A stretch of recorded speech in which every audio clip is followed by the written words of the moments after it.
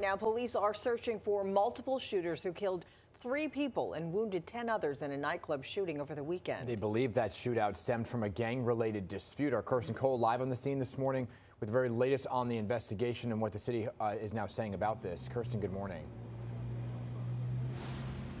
Good morning to you, Dan and Hazel. 42 shell casings were discovered here at the scene of the shooting. They continue to work this. They are also exploring whether or not some of those victims were among the shooters themselves as they continue the hunt for these killers. Terror erupted at 3:30 on a Sunday morning inside a Crown Heights club. Patrons fleeing to save their lives as seen on surveillance cameras outside. Cops say 4 shooters fired inside a crowded lounge on Franklin Avenue known as a Taste of the City. 911 calls flooding in as 3 men fatally shot, 13 victims in all. The wounded seen stumbling to the sidewalk outside the club.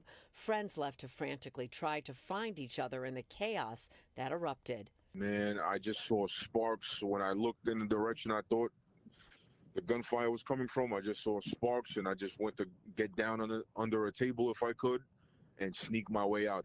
I just ran for the door. I tried to make my way to the door and try to live to see another day, basically. That club goer wanting to stay anonymous. Police saying a gang-related dispute inside the club sparked the gunfire. 4 shooters firing off more than 40 shots. Police say a 9mm and .45 caliber handgun were used in the shooting.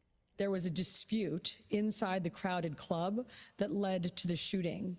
We believe that there were up to 4 shooters involved in this incident. At this time, no one is in custody, and the shooting preliminarily appears to be gang-related. We, unfortunately, will have to mobilize a mass shooting plan. This is the second within weeks. And we don't want this to turn into a normal course of doing business of violence in our city. In all, 3 men were killed, ages 19, 27, and 35. 3 women among the gunshot victims, ranging in age from 27 to 61. They were all taken to local hospitals and are expected to survive, one arriving by private car. And the police are still controlling the scene inside and outside of the Taste of the City restaurant. They are also urging anybody who was there that night, who saw victims fleeing, who may have seen anything at all, to share that information with them as they continue to try to piece together exactly what happened, how this erupted, and most importantly, who pulled the triggers.